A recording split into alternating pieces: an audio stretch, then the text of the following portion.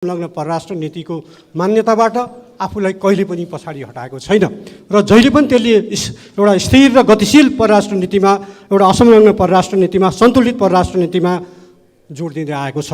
तर केही समय यता नेपालको परराष्ट्र नीतिमा खलबल उत्पन्न हुन थालेको अनुभव हुन थालेको छ। भर्खरै भारतको प्रधानमन्त्रीजीको भ्रमण सम्पन्न भयो।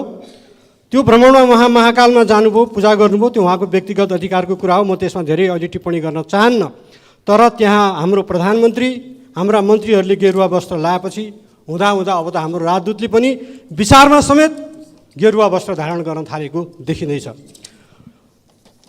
कान्तिपुर जुन 22 अर्थात् को कान्तिपुर दैनिक र यी कान्तिपुरमा जेठ 21 को, यही जेठ 21 को, जेठ 29 को कान्तिपुर दैनिकमा र यी कान्तिपुरमा चाहिँ हाम्रो भारत स्थित हाम्रा राजदूत शङ्कर शर्माको इन्टरभ्यू आएको छ। त्यो इन्टरभ्यूमा उठाएका, उहाँले व्यक्त गर्नुभएका केही कुराहरूले वास्तवमा नेपालको परराष्ट्र नीति के हुन लागेको हो र सरकारले उहाँलाई कस्तो निर्देशन दिएको हो, प्रधानमन्त्री र परराष्ट्र मन्त्रीसँग भेट हुँदा उहाँका कस्ता छलफल भए भन्ने कुराको एउटा आशंका उत्पन्न भएको छ। उहाँले आफ्नो इन्टरभ्यूमा भन्नुभएको छ, यो मसँग छ, यो उहाँको अनलाइन इन्टरभ्यू, त्यसको कपी, र अर्को उहाँले कान्तिपुरमा दिनुभएको, यो दुइटै मसँग यहाँ अगाडि छ सभामुख महोदय। र त्यहाँ उहाँले के भन्नुहुन्छ भन्दाखेरि घुमाएर उहाँले हिन्दू राष्ट्रको वकालत गर्नुहुन्छ र अर्को एउटा आपत्तिजनक शब्द के भन्नुहुन्छ भन्दा त्यो हिन्दू राष्ट्रको कुरालाई आफ्नो तर्फबाट आफ्नो भाषा जस्तो बनाएर मानिसहरू यसो भन्छन् भन्ने ढङ्गले उठाउनु भएको छ र नेपालको धर्मनिरपेक्षताको जुन नीति छ त्यसमाथि प्रश्न खडा भएको छ। त्यसै गरी जस्तो म उदाहरणसहित भन्छु, भारतसँगको हाम्रो सम्बन्ध, उहाँको एन्सर, भारतसँगको हाम्रो सम्बन्ध गहिरो छ, व्यापक छ, परम्परागत प्राचीन विषयमा आधारित पनि छ। यसलाई गहिरेर हेर्ने हो भने नेपालको सबै क्षेत्रको सम्बन्ध भारतसँग छ। अस्ति नै हेऱ्यौँ, भ्रमणमा कतिजना सचिव आउनुभएको थियो, प्रायः सबै आर्थिक र सामाजिक क्षेत्रको लिङ्क भारतसँग छ। नेपाल हिन्दू राष्ट्र हो, त्यो नै विशेष चिनारी हो, त्यसलाई जोगाउन सकेको भयो राम्रो भन्छन् धेरै नेपाली। नेपालको पूर्व, पश्चिम र दक्षिणतिरको समुदायलाई हेर्ने हो भने पनि उनीहरूको धार्मिक, सामाजिक, साम्प्रदायिक सम्बन्ध सीमा पारी देखिन्छ। र अर्को एक ठाउँमा पनि उहाँ के हुन्छ भन्नुहुन्छ भन्दाखेरि यो नेपाल चाहिँ हिन्दू राष्ट्र, नेपाल हिन्दू राष्ट्र हो, त्यो नेपालको विशेष चिनारी हो, त्यसलाई जोगाउन सके भए राम्रो हुन्थ्यो भन्ने सबैको धारणा देखिन्छ। यो नेपालको राजदूतले भन्ने विषय हो। यो नेपालको संविधानमा धर्मनिरपेक्षताको कुरा छ, तर राजदूत त्यहाँ गएर धर्मनिरपेक्षताको कुरा गर्नुहुन्छ। बीआरआईलाई उहाँ माने लोन ट्र्याप्ड भन्नुहुन्छ। बीआरआईको लोनको विश्वव्यापी रूपमा यस्तो आलोचना भएको छ, त्यसबारेमा हामीले सोच्नुपर्छ भन्नुहुन्छ। नेपालले त्यो एग्रिमेन्ट गरेको छ बगैँचा साथ बीआरआईको बारेमा। त्यसै गरी उहाँले यो इन्टरभ्यूमा भनेका, व्यक्त गरेका विचारहरूले केही प्रश्नहरू खडा भएका छन्। म ती प्रश्नहरू यहाँ उठाउन चाहन्छु। र इपिजीको प्रतिवेदनबारे पनि उहाँको भनाइ त्यस्तै छ के इपिजी प्रतिवेदन प्रबुद्ध व्यक्ति समूहबारे राजदूतले व्यक्त गरेको विचारले नेपाल सरकारको प्रतिनिधित्व गर्छ भने यो अत्यन्त आपत्तिजनक र खेदजनक छ। होइन भने इपिजी प्रतिवेदनबारे, नेपालको इपिजी प्रतिवेदनबारे नेपाल सरकारले संसदलाई आफ्नो स्पष्ट दृष्टिकोण बताउनु परोस्, त्यो यो विषयमा स्पष्ट पारोस्। 2, के सरकारको दृष्टिकोण हिन्दू राष्ट्रको नारालाई प्रेरणा प्रोत्साहन दिने हो? धर्मनिरपेक्षताबारे नेपाल सरकारको दृष्टिकोण के हो? यो संसदलाई स्पष्ट पारियोस्। के नेपाल हिन्दू राष्ट्र भए मात्रै दुई देशको सम्बन्ध राम्रो हुने हो? त्यसो भने 2046 सालभन्दा अगाडि त हिन्दू राष्ट्र थियो, 46 सालमा किन नाकाबन्दी लगाएको, किन त्यो बेला राम्रो सम्बन्ध हुन सकेन? यसको जवाब चाहियो। 14 महिनापछि मात्र भारतीय विदेश मन्त्रीसँग हाम्रो राजदूतको भेट भयो। के यो नेपालप्रतिको व्यवस्था र हेराइ होइन? यहाँ भारतीय राजदूतले घर घर डुलेर हाम्रा प्रधानमन्त्रीको क्वार्टरमा भने क्वार्टरमा, अफिसमा भने अफिसमा, पूर्व प्रधानमन्त्रीको घर घरमा भेटेर हिँड्छन्। तर हाम्रो यो नीति, हाम्रो परराष्ट्र नीति, कसरी विदेश सम्बन्धलाई सञ्चालन गर्ने नीति स्पष्ट नभएको हुनाले 14 महिनापछि बल्ल हाम्रो राजदूतले त्यहाँको विदेश प्रधानमन्त्रीसँग नि होइन, विदेश मन्त्रीसँग भेट भए। त्यसबारेमा पनि उहाँको एन्सर स्ट्रङ छैन। त्यसैले यो के हो? यो हेपाइप्रति हाम्रो प्रतिरोध किन हुँदैन? यसबारे नेपाल र आफ्नो पक्ष राजदूतले किन राख्न नसकेको? जे भयो ठिकै भयो भन्ने भनाइ हो राजदूतको। अर्को प्रश्न मेरो, चीनको बीआरआई बारे राजदूत शङ्कर शर्माले भनेको कुरा नै के नेपालको दृष्टिकोण हो? यो अभिव्यक्ति त कूटनीतिक दृष्टिकोणले पनि आपत्तिजनक भयो। एउटा मित्र देशको लागि नियुक्त भएको राजदूतले अर्को मित्र देशको नीतिबारे जुन विषयमा स्वयं नेपालले चीन सरकारसँग सहमति गरेर छलफल गर्दैछ, त्यसबारे अर्को प्रतिद्वन्दी राष्ट्रको राजधानीमा बसेर त्यहाँ नियुक्त भएको राजदूतले यसरी बोल्न मिल्छ? राजदूतको यो अभिव्यक्ति र बिआरआईबारे नेपालको दृष्टिकोण, यो विषयमा दृष्टिकोणबारे यो संसदमा स्पष्ट पारियोस्। भारतको नयाँ भवनमा राखिएको नक्साबारेको राजदूतको अभिव्यक्ति पनि ठिक भएन। के भारतले दिएको परिभाषा नेपालले स्वीकार गरेको हो? राजदूतको भने आफैमा अन्तर्विरोध।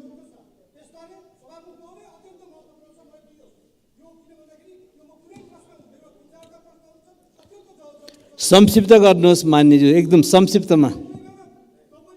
पढिरहेको छु सभामुख महोदय, मेरो प्रश्न मात्रै पढिरहेको छु। नेपालले भारतको नयाँ भवनमा राखिएको नक्साबारेको राजदूतको अभिव्यक्ति पनि ठिक भएन। के भारतले दिएको परिभाषा नेपालले पनि स्वीकारेको हो? राजदूतको भनाइ आफैमा अन्तर्विरोधयुक्त छ। यसबारे नेपाल सरकारको दृष्टिकोण के हो? संसदलाई स्पष्ट पारियोस्। नेपालले यस विषयमा दृष्टिकोण स्पष्ट बनाउनै पर्छ। ग्रेटर नेपालको नक्सामा सुगौली सन्धि र अघिको नेपाल र पछिको नेपाल स्पष्ट छुट्याएको छ। त्यो बालेन शाहले अफिसमा टाँगेको नक्सा हेर्नुहोस्, त्यहाँ सुगौली सन्धि अगाडिको र सुगौली सन्धि पछिको नेपालको स्पष्ट देखिन्छ। तर भारतको नयाँ संसद भवनमा रहेको मुरान नक्सामा कुनै ढङ्गले पनि अहिलेको र पहिलेको भनेर नछुट्याइकन समान रङमा वर्तमान भारतकै अङ्ग जसरी देखाइएको छ। भारतको नयाँ संसद भवनको उद्घाटनपछि भारतका संसदीय मामिला तथा कोइला मन्त्रीले ट्विट गर्दै भने, अखण्ड भारतको नक्सा राखेर ट्विट गर्दै त्यसको वर्णन गर्दै भने, सङ्कल्प स्पष्ट छ अखण्ड भारत। सङ्कल्प स्पष्ट छ अखण्ड भारत। के भारतीय यो मन्त्रीको यो सङ्कल्प नेपाललाई स्वीकार्य छ? दिल्लीमा भएको पत्रकार सम्मेलनमा बोल्दै भारतीय विदेश मन्त्री एस जयशङ्करले भने, नेपाल जस्ता मित्र देशको चित्त बुझेको छ भने। के साँच्चै नेपालको चित्त बुझेको हो यो नक्साबारे कुराकानी गर्दा? भारतको एकजना मन्त्री ऐतिहासिक र सांस्कृतिक नक्सा भनेर विरोध उत्पन्न भएपछि ढाकछोप गर्न खोज्छन्, तर अर्को मन्त्री त्यही नक्सा राखेर सङ्कल्प स्पष्ट छ अखण्ड भारत भनेर विद्युतीय माध्यममा ट्विट गर्दै भविष्यमा अखण्ड भारत बनाउने उद्देश्य व्यक्त गर्छन्। कुन चाहिँ भारतीय मन्त्रीको कुरा सही हो? वर्तमान भारतीयकै नक्सा जस्तो गरी लेखिएको उक्त नक्सा हेर्दा जो पनि भ्रममा पर्छ र त्यसलाई अहिलेकै भारत ठान्छ। यस्तो नक्साप्रति हामी मौनता, देशको स्वाधीनताप्रति हाम्रो मौनता देशको स्वाधीनताप्रतिको व्यवस्था हो। त्यसैले यस नक्साप्रति विरोध जनाउँदै नेपाल सरकारले भारत सरकारलाई तत्काल कूटनीतिक नोट पठाएर संसदलाई जानकारी दिन माग गर्दछु। अर्को कुरा, प्रधानमन्त्रीले देश र संसदलाई ढाँट्नुमा गलत जानकारी दिनु हुँदैन। उहाँले यही संसदमा उभिएर भन्नुभएको थियो, लिम्पियाधुरा कालापानी छोडेर जमिन साट्ने कुरा भएको छैन, मेरो मुखबाट निस्केकै छैन। त्यो त केही विशेषज्ञहरूको भनाइ हो भनेर चर्चा मात्र गरेको हुँ। के सत्य त्यही हो? त्यसपछि तपाईँ आफैले पत्रकार सम्मेलन भनेर भनेका कुराहरू के हुन्? म 5 वटा पत्रिका यहाँ मसँग छ, त्यसको कटिङ त्यसको हेडिङमा छ। उहाँले दिल्लीमा प्रधानमन्त्रीसँग भेट भएपछि नेपालीहरूको पत्रकार सम्मेलन राखेर विकल्पको बारेमा छलफल भएको छ भनेर भन्नुभएको छ। तर यहाँ यो त विशेषज्ञको कुरा हो, मैले उच्चारणै गरेको छैन भनेर भन्नुभएको छ। त्यसैले सभामुख महोदय, यी विषयहरूमा सरकारको स्पष्ट जवाफ आओस्, नत्र भने हामीले यो विषयलाई अत्यन्त गम्भीरताका साथ अगाडि बढाउन थप पाइला चाल्नु पर्ने हुन्छ। म अहिले यति नै भनेर सरकारको यी विषयहरूमा सरकारको ध्यान आकर्षण गर्दछु र स्पष्ट जवाफको माग गर्दछु। धन्यवाद।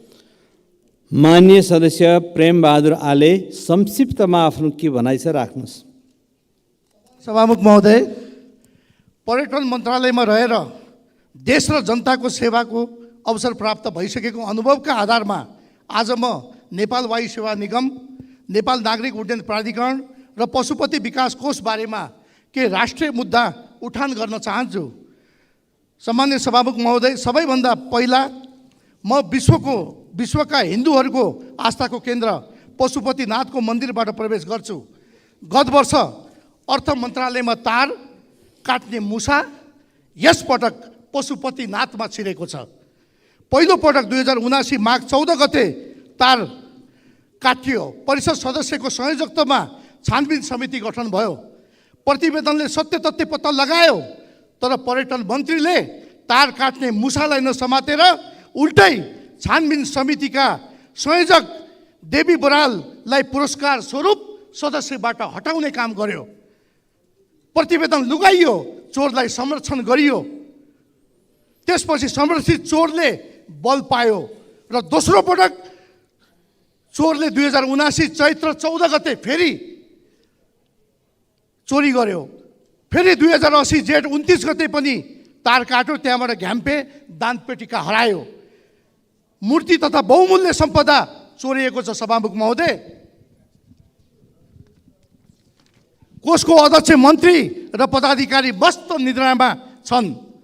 गोठातारको 535 रोपनी जग्गामध्ये 504 रोपनी मात्र हालसाबी गरेर 31 रोपनी जग्गा बिचौलिया सङ्घको मिलोमतोमा अवचलन गरी त्यही जग्गा अवचलन बुझिएका बिचौलियालाई कोषको सदस्यमा नियुक्ति दिइएको छ। सम्माननीय सभामुख महोदय, गोठातारको सार्वजनिक जग्गा हडपेको विरोध गर्ने कोषका सदस्यहरू विश्वकर्ण जैन, पूर्णबहादुर जेठारालाई, जसले यो गोठातारको जग्गाको विषयमा सत्य तथ्य रिपोर्ट ल्यायो, अहिले उनैलाई पदबाट हटाउनको लागि यही जेठ 26 गते स्पष्टीकरण सोधिएको छ। सम्माननीय सभामुख महोदय, यस वर्ष महालेखा प्रतिवेदन र अर्थ मन्त्रालयको आर्थिक सर्वेक्षणमा नेपाल वायु सेवा निगमको घाटा 1 अरब 70 करोड देखिएको छ। वायु सेवाको कुल ऋण 50 अरब नागिसकेको छ। तर 3 महिनामा निगमले 4 अरब नाफा कमायो भने पर्यटन मन्त्रीले सञ्चार माध्यममा झुट बोलेको सुनियो। के हो यो? आजको दिनमा जनतालाई भ्रम छर्न पाइँदैन। यो सदन मार्फत निगमको यथार्थ आर्थिक अवस्था, कर्मचारी सञ्चय कोष र नागरिक लगानी कोषको लाखौँ बचतकर्तालाई स्पष्ट जानकारी गराइयोस्। दोस्रो चासोको विषय, कर्मचारी सञ्चय कोष तथा नागरिक लगानी कोषको ऋण नतिरेर 3टा जहाज खरिद गर्ने जो कुरा छ, यसमा कुनै चाहिँ सत्यता छैन। सकिन्छ भने पर्यटन मन्त्रीले थन्केका जहाजहरूको व्यवस्थापन गरून्।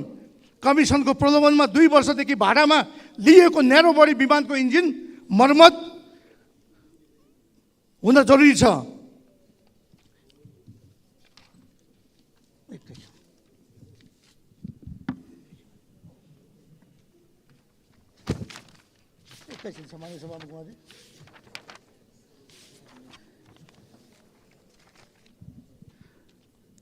सम्माननीय सभामुख महोदय, जेठ 26 गते मन्त्री स्तरीय निर्णयबाट बन्दै गरेको कानुनको मसौदाको हवाला दिँदै काभ्रेमा हेलिपोर्ट निर्माणको लागि अनुमति दिइयो, जुन नेपालको संविधान विपरीत हो, जसमा रक्षा मन्त्रालय र जङ्गी अड्डाको गम्भीर असहमति थियो। हामी जनताबाट चुनेका प्रतिनिधिले कानुन नै नबनाई कर्मचारीले बनाएको कानुनको खेसरामा टेकेर कुनै हवाई माफियालाई पोस्न किन हेलिपोर्ट बनाउने जिम्मा दियो? जबकि 32 रोपनी क्षेत्रफलमा भक्तपुरको नलिन चोकमा 27 हेलिकप्टर पार्किङ क्षमता, 15 करोड लगानीमा नेपाल सरकारको स्वामित्वमा प्राधिकरणले हेलिपोर्ट बनाउँदैछ। त्यो सञ्चालन अन्तिम तयारीमा छ। यति हुँदै गर्दा कुनै बिचौलियाको निजी डाँडामा हेलिपोर्ट बनाउनु हो। त्यहाँ दमकलले सेवा मौसमको जानकारी, अन्य उड्डयन सम्बन्धी सूचना कसले उपलब्ध गराउने हो? काठमाडौँ विमानस्थलमा जस्तो सेना र प्रहरी पठाउनु पर्ला कि सुरक्षा अङ्गन्द राखेर बहुमूल्य जडीबुटीहरू, वन्यजन्तु तथा सुन तस्करीको अड्डा बनाउन खोजिएको हो? छिमेकी मुलुकको सुरक्षा संवेदनशीलताको मनन नगरी हस्ताको भरमा कसको शर्तमा पुरा गर्न खोजिएको? सभामुख महोदय, जनताले चुनेको जनप्रतिनिधिलाई व्यवस्था गर्दै इस्टर्न मन्त्रीले